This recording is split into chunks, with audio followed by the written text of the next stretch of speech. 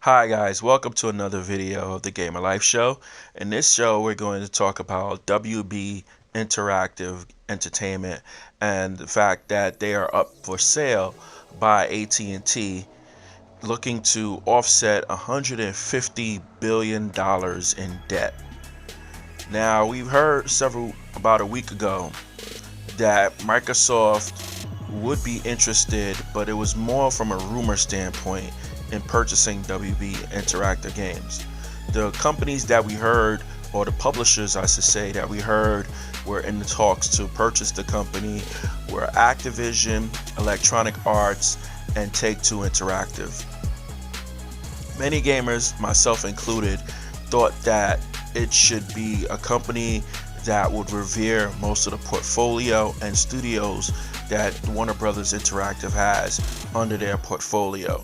Some of those games are Mortal Kombat, the Batman Arkham series IP, as well as the Lego series IP, Lord of the Rings, among other game titles in that portfolio.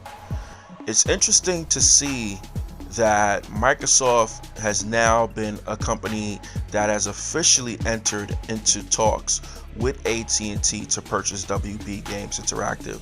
This was released about a day ago via the information.com website, who stated that Microsoft has entered into these talks.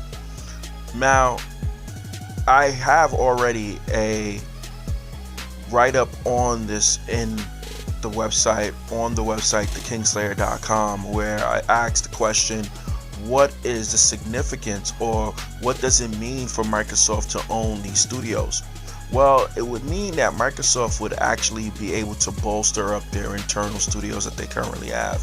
They've made an investment in games over the past several years, both in services as well as in acquisitions and building up new studios for the likes of Game Pass, xCloud, as well as the Xbox platform of consoles and PC gaming. But with an acquisition like this, it allows Microsoft to even more experiment with the type of content that they're looking to do with Game Pass, which if you think about Game Pass, and many have talked about it in this way as well as Microsoft, that is the next Netflix of gaming. And for Microsoft, it's critical that they have content, because content is king. And at the end of the day, having such a rich portfolio of games, if they're able to acquire the licenses along with the studios and a division acquisition, it would make Microsoft one of the most formidable publishers in gaming. And to be quite honest, outside of a competition standpoint with any other publisher, it gives Microsoft a lot of leverage to grow their audience base across the platforms that it will exist. And it also entices new players and new gamers across audience devices to entice themselves within the ecosystem that Microsoft has created.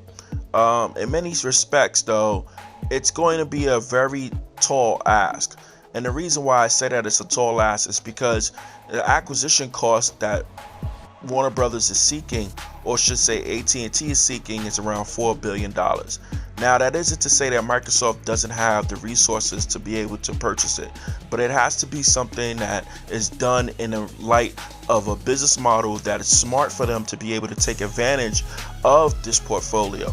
There would also obviously be some consolidation in terms of the studios that they have, because there will be some redundancy.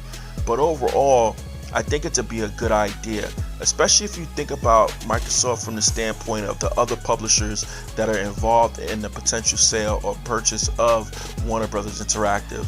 And that is, they would be able to offer a bit more stability, and they would also have a need for them because of Game Pass and because of xCloud and because of the need for more first-party game titles.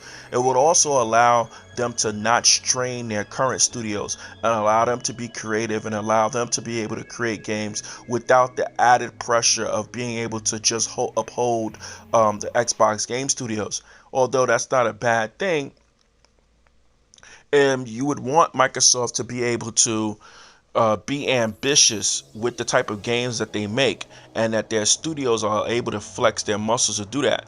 Being able to get a studio like NetherRealms and potentially getting an IP like Mortal Kombat would offer them two fighters in Mortal Kombat, as well as of Killer Instinct that they can alternate and have a fighting game studio dedicated to making these types of games.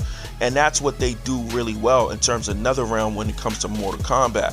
But being able to bolster them in terms of studio acquisition, as well as being able to fill up their ranks with more developer support coming from other aspects of the deal with studios involved, Microsoft would be able to really flesh out what NetherRealms as a studio would look like.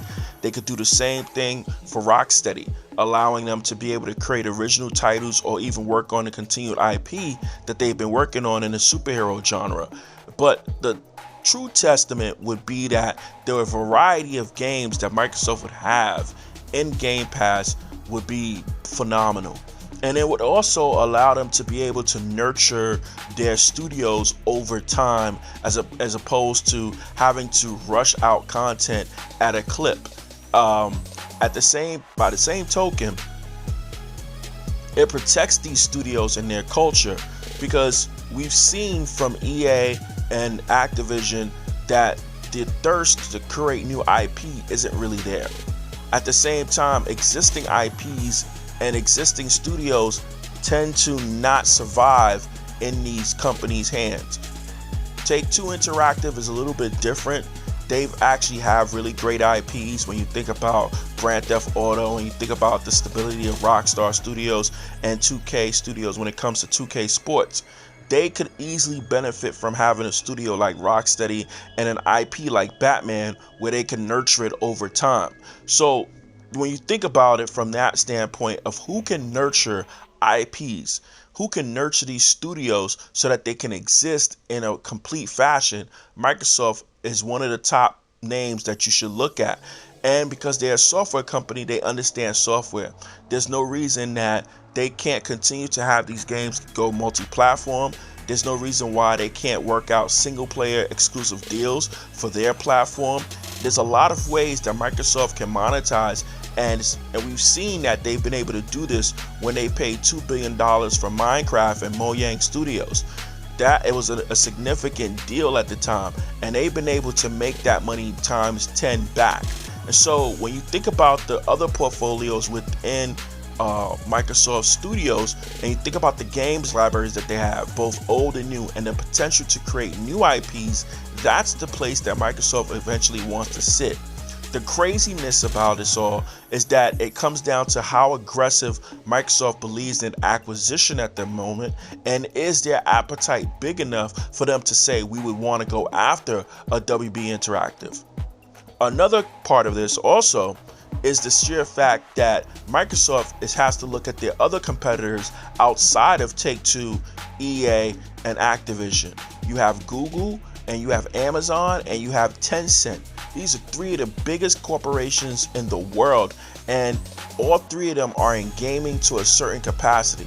If they were able to get these games from Warner Brothers and these studios, they would, either one of those companies that I mentioned just now would be a formidable force in the gaming environment, especially if you think about it from a Google standpoint with Google Stadia.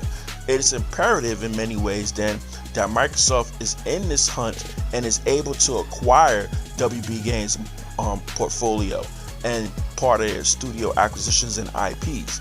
It would make the most amount of sense for them financially. It would also make a lot of sense for them for a business standpoint, and to hold off their competition from a strategic standpoint. Now, from a gaming perspective, it would be really fun to open up Game Pass and see that you can have a breadth of different type of titles. It also, from a gaming standpoint, would be cool that every single year of owning an Xbox Series X, or even playing on a PC or playing on xCloud, you could potentially be in for a big AAA title coming from one of their studios, one of their many studios, and in some cases maybe two games. That's something that from a content standpoint, as a gamer, you could look forward to if Microsoft were to acquire Warner Brothers Interactive. The downside to it is that there has to be an appetite for this to happen. The other part of this is also how much redundancy exists within acquiring these studios, and does Microsoft have the stomach to do be able to uphold and have a large workforce involved in terms of software development. And I think when it comes down to these games, Microsoft is perhaps has a bit more appetite than we might want to believe. In fact, about a year ago, Microsoft has said that they were still on the hunt and looking for studios to acquire to bring into their fold. And it's not far-fetched that on July 23rd, we may see that Microsoft has indeed added more studios to their portfolio. And maybe perhaps they may cherry pick Warner Brothers. Maybe not everything that Warner Brothers has up for sale, Microsoft may be willing to buy. Maybe they would buy in a piecemeal fashion. And I think that would also make sense for them as well. But this is perhaps one of the most biggest opportunities that Microsoft has in front of them. And these types of deals don't come along every single day.